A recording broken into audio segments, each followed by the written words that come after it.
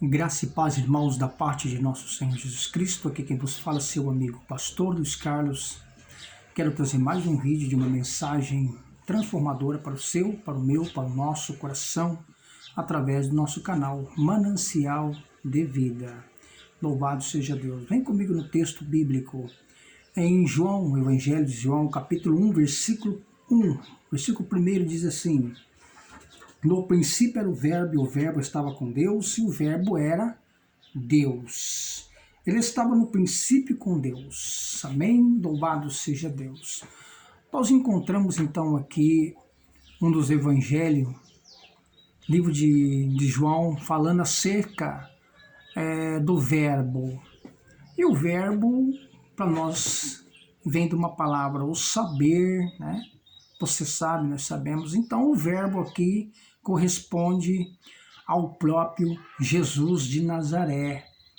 E já no livro de João, capítulo 3, o verso 16, disse que Deus amou o mundo de tal maneira que deu seu Filho unigênito para que todos aquele que nele crê não pereça, mas que tenha a vida eterna.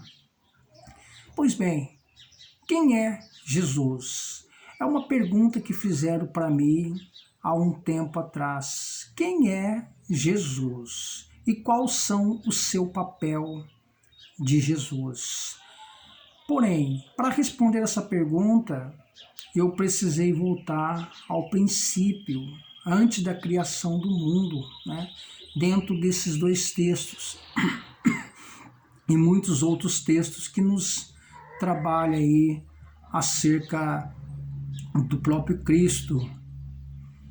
No livro de João, capítulo 14, Jesus está em glória, né?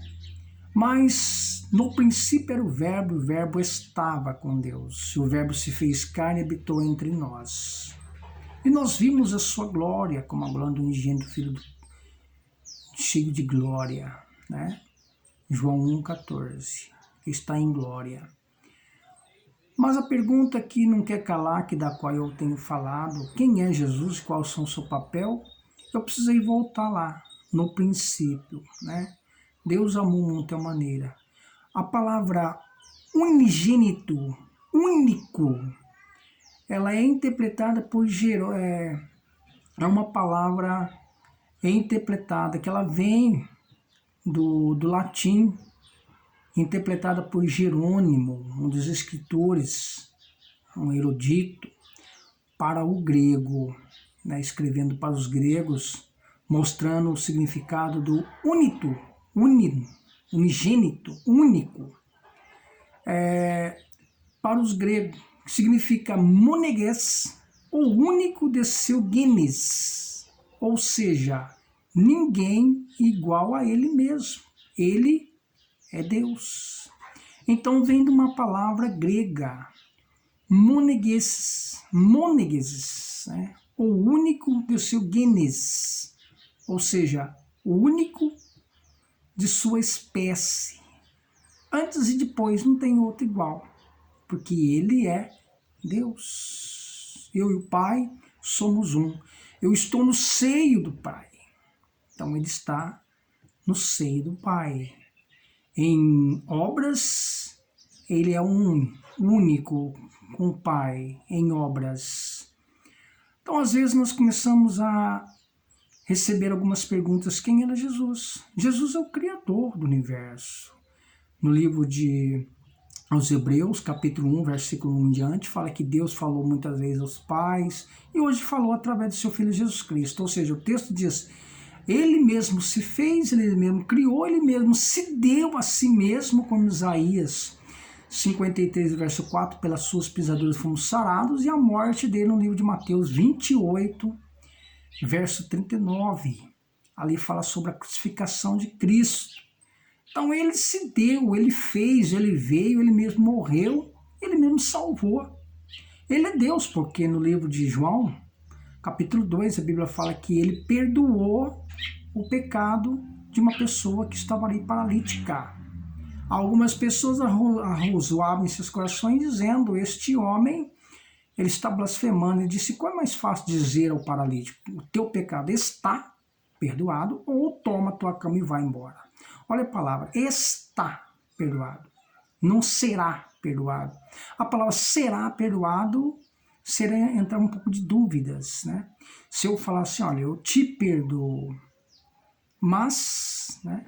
A palavra mas já entrou. Olha, se você falar algumas outras coisas de novo, eu vou ser um vingativo, um vingador e vou retrucar você de novo, então eu peco de novo. Mas Jesus não. Será ou está perdoado.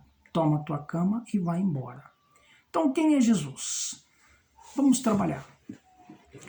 Para nós responder essa pergunta, eu precisei ir lá no livro de Mateus, capítulo 3, onde fala acerca do nascimento de Cristo, né, com seu pai José e Maria, onde estava despojada para ter o seu bebê.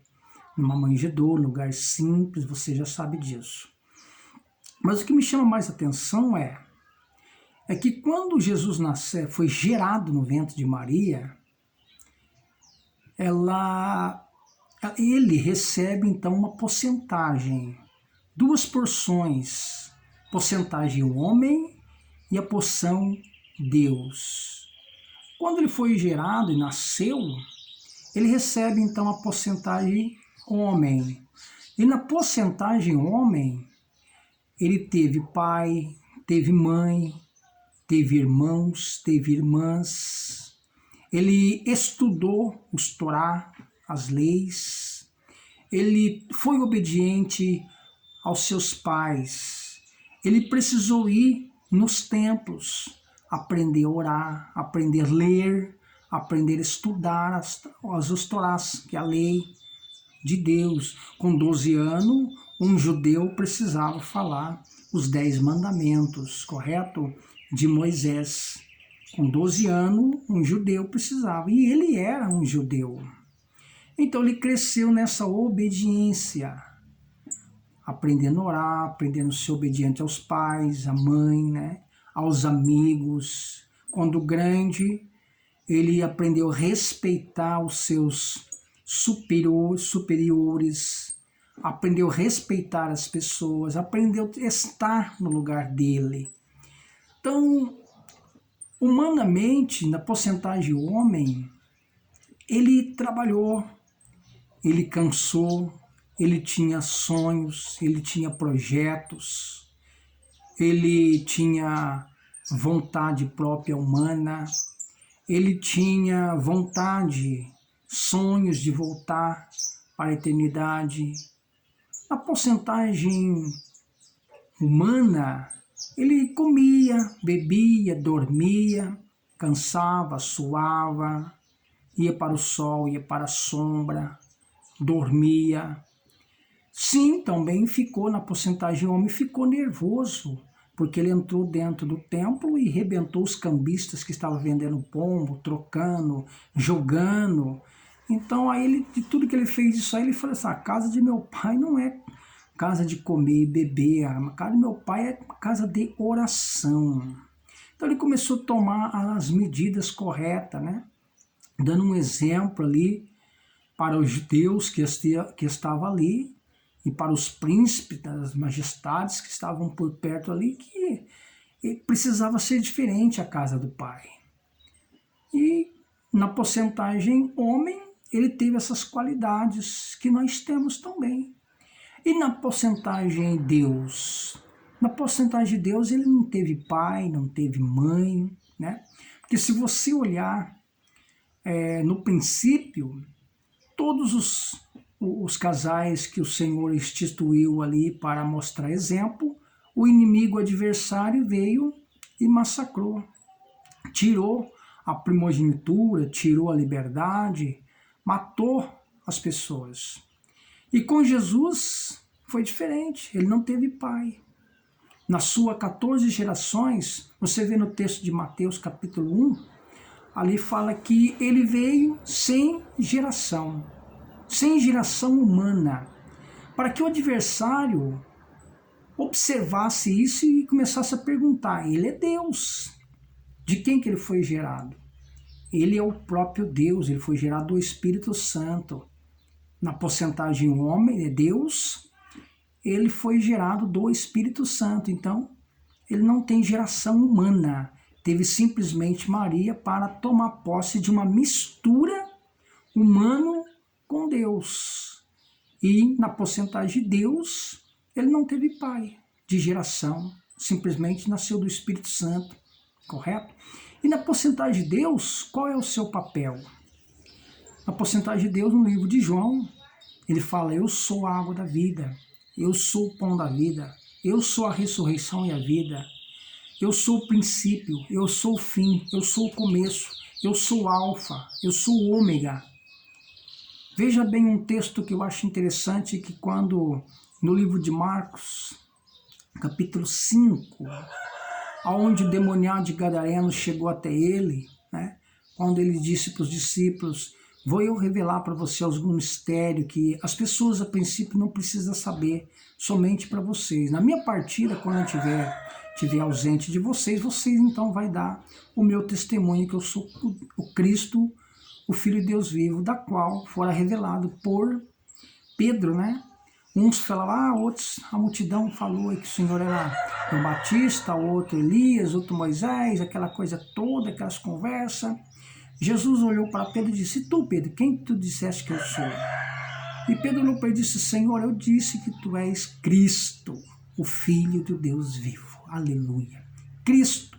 A palavra Cristo vem de ungido. Ungido significa eterno. Eternidade significa não tem começo, não tem fim. Então Cristo é eterno. Cristo é eterno. Jesus, um nome terrestre, e Cristo, nome celeste. Já nos dois nomes, já dá uma mistura de espiritual com material. Jesus também vem de Josué, né? Josué significa salvação. E Jesus também vem do aramaico, do hebraico, é Yeshua. Yeshua significa salvação ou salvador. Então, no nome dele já mostra aí essas qualidades, né? Jesus, Salvador ou salvação. Ele é o Salvador, ele é a salvação nossa, para nos mostrar a finalidade importante que nós temos. Então, nós vemos aí que quando Pedro revelou a ele: tu és o Cristo, Filho de Deus vivo. Maravilha. Tu não revelaste a carne, Pedro, mas sim o Espírito do vosso Pai que está em vós, revelaste quem sou eu. Eu sou o Cristo, Filho de Deus vivo, Cristo eterno. Louvado seja Deus. Então, na porcentagem, Deus, quando ele chegou, desceu do barco com os discípulos, havia ali um demoniado em Gadareno, uma cidade pequena que ele estava nos montes, nos sepulcros, até de fato eles comiam mortos. E ali então, quando Jesus desce do monte, os demônios se apoderam-se dele, né? Mas olha que eu vejo uma coisa interessante. Aquele homem demoniado olhou Jesus descer e veio correndo para espantá-lo. Mas quando os demônios observou e viu dentro do corpo daquele homem simples que foi Jesus, na porcentagem homem, os demônios viu a porcentagem homem. Quando se aproximou próximo, ele olhou dentro do corpo de Cristo e viu Cristo. Você entendeu? Os demônios vê por lado de dentro. Os demônios não vê por lado de fora. Sim, também por lado de fora, mas ele vê mais por lado de dentro. Quando os demônios enxergou por lado de dentro, opa, viu uma entidade poderosa. Entidade esta, né, que era o Cristo, o Redentor. Os demônios olhou para ele e disse: olha, eu reconheci que o Senhor é Cristo, Salvador. Jesus, filho de Davi, vieste antes do tempo para nos destruir. Escuta isso. Os demônios perguntou para Jesus: você veio antes do tempo para nos destruir? Antes do tempo? Porque os demônios sabem que os seus momentos estão chegando para ser destruídos. Por quê? Porque no Antigo Testamento, se o Senhor quisesse matar o diabo quando ele enganou Adão e Eva, o Senhor matava Satanás. Mas o Senhor ia ter piedade e dó de Satanás e ele não ia sofrer mais. Como a palavra do Senhor não muda, tu irás, Satanás, sofrer eternamente. Então até hoje ele vai sofrer e na eternidade também, quando cair ao poço do abismo, será exterminado para sempre. Então esta é a palavra Jesus é o Salvador de cada um de nós. Que Deus te abençoe e Deus te guarde, em nome de Jesus.